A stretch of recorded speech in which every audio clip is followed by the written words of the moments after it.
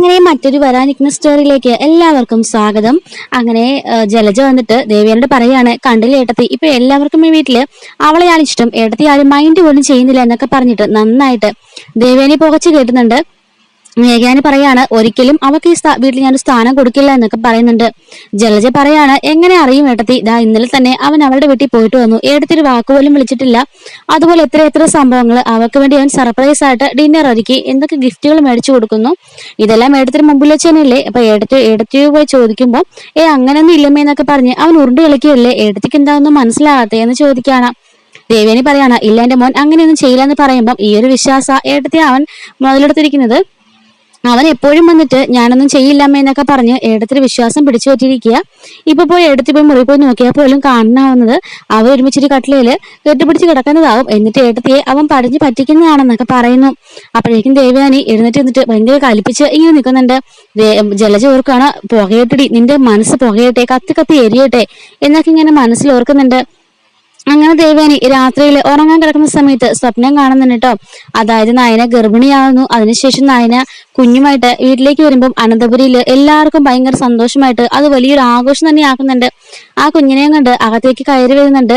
ആദർശാണെങ്കിലോ ദേവയാന്റെ മുഖത്ത് പോലും നോക്കുന്നില്ല, നയനെ കെട്ടിപ്പിടിച്ചുകൊണ്ട് ആ കുഞ്ഞിനെയും എടുത്ത് റൂമിലേക്ക് പോകുന്നു. അങ്ങനെ രണ്ടൊരു കുഞ്ഞിനെ താഴെ വെക്കുന്നു. പിന്നെ ഈ അമ്മ ദേവയാനി എന്നൊരാള് അവിടെ ഉണ്ടോന്ന് പോലും ആദർശം ശ്രദ്ധിക്കുന്ന കൂടിയില്ല. ആദർശനോട് സംസാരിക്കാൻ വേണ്ടി മോനെ എന്ന് പറഞ്ഞ് പോകുമ്പോൾ അമ്മ ഞാനിപ്പോ വരാം, കുഞ്ഞു കരയുന്ന പോലെ തോന്നുന്നു എന്നൊക്കെ പറഞ്ഞിട്ട് ആദർശം അകത്തേക്ക് പോവാണ്. അങ്ങനെ നയനെയും കുഞ്ഞിനെ മാത്രം ആദർശം ശ്രദ്ധിക്കുന്നത് പോലൊക്കെ സ്വപ്നത്തിൽ ദേവേനെ കണ്ടിട്ട് ഞെട്ടി എഴുന്നേക്കുന്നുണ്ട്. ഈശ്വര, എന്നിട്ട് ഞാൻ ഈ കണ്ട് സ്വപ്നമൊക്കെ സത്യമാകാൻ പോവാണോ, അവള് ഗർഭിണിയാകുമോ എന്നൊക്കെ ആലോചിച്ച് ദേവേനും അല്ലാണ്ട് ഇങ്ങനെ വിറച്ച് നിൽക്കുകയാണ്.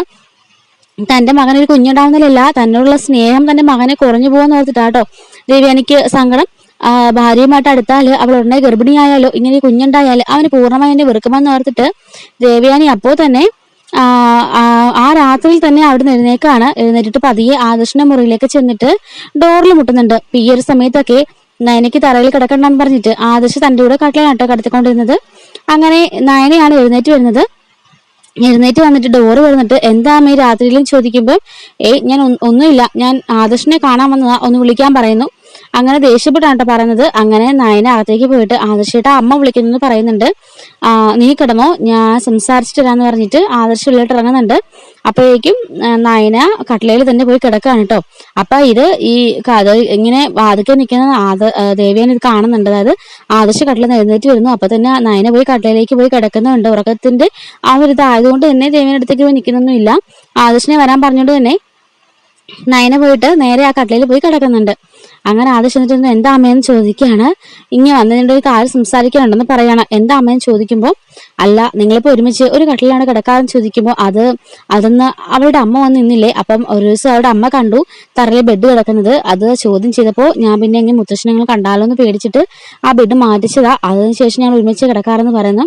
അപ്പം ദേവേന് മനസ്സിൽ കരുതുകയാണ്. അപ്പൊ ജലജ പറഞ്ഞതെല്ലാം സത്യം തന്നെയാണ്, ഇവനും ആളിപ്പോ ഒരുമിച്ച് തന്നെയാണെന്ന് മനസ്സിലോർക്കാണ്. എന്നിട്ട് പറയുന്നു, നീ എനിക്കൊരു വാക്ക് തന്നിരുന്നു, ആ കാര്യം നീ മറന്നുപോയെന്ന് ചോദിക്കുമ്പോൾ എന്ത് വാക്ക് അമ്മയെന്ന് ചോദിക്കുകയാണ്. അപ്പോഴേക്കും ദേവിയാണി ദേഷ്യപ്പെട്ട് ആദർശനം നോക്കുമ്പോൾ എന്താ അമ്മ എന്താ കാര്യം എന്ന് ചോദിക്കുമ്പോൾ അല്ല നീ എനിക്കൊരു വാക്ക് തന്നിരുന്നു, നീ ഒരിക്കലും നയനയുമായിട്ട് ഒന്നിക്കില്ല എന്ന്. എന്നിട്ടിപ്പോ ഞാൻ ഇത് കാണുന്ന എന്താന്ന് ചോദിക്കുമ്പോൾ അതിന് ഞാനും നയനായിട്ട് മറ്റൊരു ബന്ധവും ഇല്ല എന്ന് പറയാണ്. അതെനിക്ക് മനസ്സിലായി. ഒരു കട്ടിലേ കിടന്നിട്ട് ഒരുമിച്ച് എണീച്ചിട്ട് വന്നിട്ട് ഒരു ബന്ധമില്ലെന്ന് പറഞ്ഞാൽ വിശ്വസിക്കാൻ മാത്രം പൊട്ടിയൊന്നുമല്ല ഞാൻ പറയാണ്. അമ്മയെ വിശ്വസിച്ചാൽ ഇല്ല, ഞങ്ങൾ തമ്മിൽ അങ്ങനെ യാതൊരു ബന്ധവും ഇല്ല. പിന്നെ അവിടെ തറയെ കടത്തണ്ടല്ലോ നോക്കിയിട്ടാണ് ഓരോ റൂം ഷെയർ ചെയ്തപോലെ ഓരോ ബെഡ് ഷെയർ ചെയ്യുന്നു, അത്രയും മാത്രമേ ഉള്ളൂ എന്ന് പറയാണ്. എന്നിട്ട് ദേവനി പറയാണ് അമ്മയുടെ മോനോട്, അമ്മയ്ക്ക് കുഞ്ഞുനാൾ തൊട്ടേ എന്ത് സ്നേഹാന്ന് അമ്മ ആ മോൻ അറിയാലോ, ആ സ്നേഹം എന്റെ മോനെ ഇന്നിപ്പം കിട്ടുന്നില്ലയോ എന്നൊരു തോന്നല്, അങ്ങനെ ഇല്ലാതെ വരുമ്പോൾ ഈ അമ്മയ്ക്ക് വിഷമമാകുന്നത്, അതുകൊണ്ട് അമ്മ ഇതൊക്കെ പറയുന്നത്, അല്ലാതെ എന്റെ മോനോട് ദേഷ്യം ഉണ്ടായിട്ടില്ലെന്ന് പറയുമ്പോൾ അതൊക്കെ എനിക്ക് മനസ്സിലാവും അമ്മയെന്നും പറഞ്ഞിട്ട് ആദർശം സമാധാനിപ്പിച്ചിടുകയാണ്.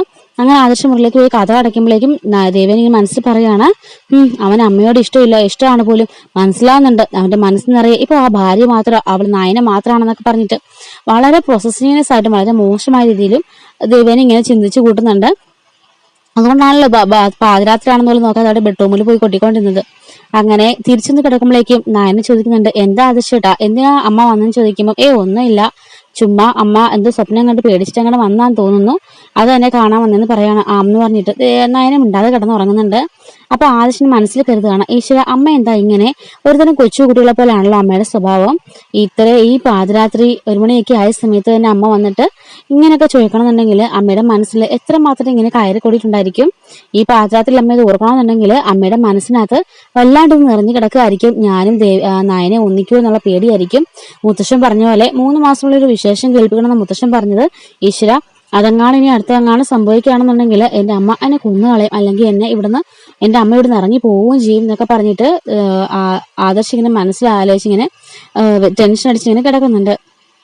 ഇതേ സമയത്ത് തന്നെ ആദർശിന്റെ മുറിയിൽ പോയിട്ട് തിരികെ വരുന്ന ദേവയാനിയെ ജയൻ കാണാണ്. ജയൻ ചോദിക്കുന്നു, അല്ല ഈ പാതിരാത്രി 1-2 മണിയായ സമയത്ത് നീ എങ്ങോട്ട് പോകാൻ ചോദിക്കുമ്പോൾ അത് ഞാൻ അടുക്കളയിൽ വെള്ളം കുടിക്കാണെന്ന് പറയുമ്പോൾ അതെന്താ ആദർശിന്റെ മുറിയിലാണോ ഫ്രിഡ്ജിരിക്കുന്നതെന്ന് ചോദിക്കുമ്പോൾ അല്ല എന്ന് പറയാണ്. പിന്നെ എന്തിനാ ഇപ്പൊ ആദർശിന്റെ മുറിയിലേക്ക് പോയെന്ന് ചോദിക്കുമ്പോൾ അത് ഞാൻ ഒരു സ്വപ്നം കണ്ട് പേടിച്ചതാ, അങ്ങനെ ഞാൻ എഴുന്നേറ്റ് പോയതാ, ആദർശനോട് സംസാരിച്ചിട്ട് വന്നാന്ന് പറയുമ്പോഴേക്കും ജയൻ പറയാണ്, നിന്നെ എനിക്ക് മനസ്സിലാവുന്നുണ്ട് ദേവയാനി, നീ ഇത്രയ്ക്കും ചീപ്പായിരുന്നു ചോദിക്കുമ്പോൾ എന്താ നിങ്ങൾ പറഞ്ഞു വരുന്നത്, ഞാൻ വേറെ ഒന്നിനും പോയതല്ല, അവനോട് സംസാരിക്കാൻ പോയതാണെന്ന് പറയുന്നു. എനിക്ക് മനസ്സിലാവുന്നുണ്ട് ജലജ നിന്നെ കുറെ എരിവ് കയറ്റുന്നുണ്ട്, ആ സമയത്ത് അവരിപ്പോ ഒരുമിച്ചാണോ എന്ന് അറിയാൻ നീ പോയത്, എന്നിട്ട് എന്താ മനസ്സിലായത്, അവർ ഒരുമിച്ചാണോ അത് സെപ്പറേറ്റഡ് ആണോ എന്ന് ചോദിക്കുകയാണ്.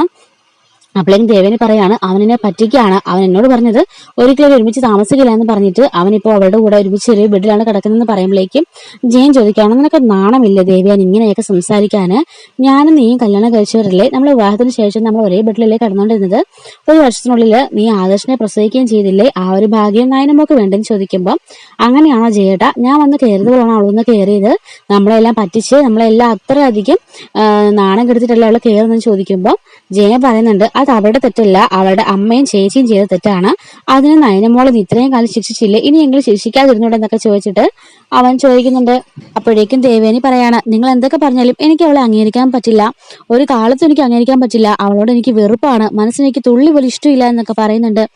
നീ എന്തിനാ ഇങ്ങനെ വെറുക്കുന്നത്, നിന്റെ മകൻ ഇപ്പോ അവളെ സ്നേഹിച്ചു തുടങ്ങിയെന്ന് പറയുമ്പോഴേക്കും ദേവയാനി ഇങ്ങനെ ഞെട്ടനോട് ജയനെ നോക്കുകയാണ്. നീ നോക്കൊന്നും വേണ്ട, ഞാൻ പറഞ്ഞ സത്യം തന്നെയാ, നീ അറിയാതെ അവൻ അവൾക്ക് ഒരുപാട് ഗിഫ്റ്റുകൾ കൊണ്ട് കൊടുക്കാറുണ്ട്, നീ അറിയാതെ അവനവളെ പുറത്ത് കൊണ്ടുപോകാറുണ്ട്, അവർ കറങ്ങാൻ പോകാറുണ്ട്, അവൾക്ക് ഡിന്നർ കൊടുക്കാറുണ്ട്, അങ്ങനെ അവൾക്ക് എല്ലാം ചെയ്തു കൊടുക്കാറുണ്ട്, നീ ഒന്നും അറിയാതെ അവൾ അവന്റെ വീട്ടിലും പോവാറുണ്ട്, ഇത്രയൊക്കെ ചെയ്യുന്നതും നിന്നെ പേടിച്ചിട്ടല്ലേ, നിങ്ങളുടെ സ്നേഹം കൊണ്ടാ അവൻ പേടിച്ചിട്ട് ഇങ്ങനെയൊക്കെ ചെയ്യുന്നത്, അല്ലെങ്കിൽ എന്റെ ഭാര്യയുടെ കൂടെ അവൻ സന്തോഷമായിട്ട് ഈ വീട് നിറയെ ഓടി കളിച്ച് നടന്നേനെ, അതൊന്നും ഇപ്പൊ നടക്കാത്തത് നീ ഒറ്റയെടുത്ത് കാരണ, എന്ന് വെച്ച് നിന്നെ വിഷമിപ്പിക്കാൻ പാടില്ലെന്ന് ഓർത്താ അവൻ പുറത്ത് കാണിക്കാത്തത്, അതല്ലാത്ത രീതിയിൽ അവൻ എന്റെ ഭാര്യയുടെ സ്നേഹമുണ്ട്, അത് മാത്രമല്ല എത്രയും പെട്ടെന്ന് അവളൊരു ഗർഭിണിയാകും, അതോടെ നീ ഒരു മുത്തശ്ശിയും ഞാനും മുത്തശ്ശനാണ് തയ്യാറെടുക്കണം എന്നൊക്കെ പറയുമ്പോൾ ദേവേനി പറയാണ്, ഇല്ല ഒരിക്കലും ഞാൻ സമ്മതിക്കില്ല എന്ന് പറയുന്നു. അപ്പോഴേക്കും ആദർശ് ചോദിക്കാണ്, അപ്പൊ നിനക്കൊരു മുത്തശ്ശിയും ആവണ്ടേ, നിനക്കൊരു കുഞ്ഞിക്കാല് കാണണ്ടേ എന്നൊക്കെ ചോദിക്കുമ്പോൾ ദേവയാനി പറയണ, വേണ്ട, എനിക്ക് അവളുടെ വയറ്റിലുണ്ടായിരുന്ന ഒരു കുഞ്ഞിനെ എനിക്ക് വേണ്ട എന്നൊക്കെ പറയുമ്പോഴേക്കും ഇത്രയൊക്കെ ചീപ്പാണോ നിന്റെ മനസ്സെന്ന് ചോദിച്ചിട്ട് ജയൻ പറയാണ്, വേണ്ട, ഇനി നീയും ഞാനുമായിട്ട് യാതൊരു ബന്ധവുമില്ലെന്ന് പറഞ്ഞിട്ട് ജയൻ അവിടെ നിന്ന് ദേഷ്യപ്പെട്ട് ഇറങ്ങി പോവാണ്. അപ്പോഴേക്ക് ആ കട്ടിലേല് ദേവൻ ഇങ്ങനെ ദേഷ്യപ്പെട്ട് ഇരിക്കുന്നുണ്ട് കേട്ടോ. പലരും ചോദിക്കുന്നുണ്ട് ഈ സ്റ്റോറീസ് ഒക്കെ ഉള്ളതാണോ ചോദിച്ച് കമന്റ് ഇടുന്നുണ്ട്. അപ്പൊ നമ്മൾ തമിഴ് മാത്രമല്ല ഹിന്ദി റെഫർ ചെയ്തിട്ടാണ് കേട്ടോ വീഡിയോസ് ഓരോന്നും ഇടുന്നത്. മിസ് ആവാതിരിക്കാൻ ചാനൽ സബ്സ്ക്രൈബ് സപ്പോർട്ട് ചെയ്യണേ. Thanks for watching.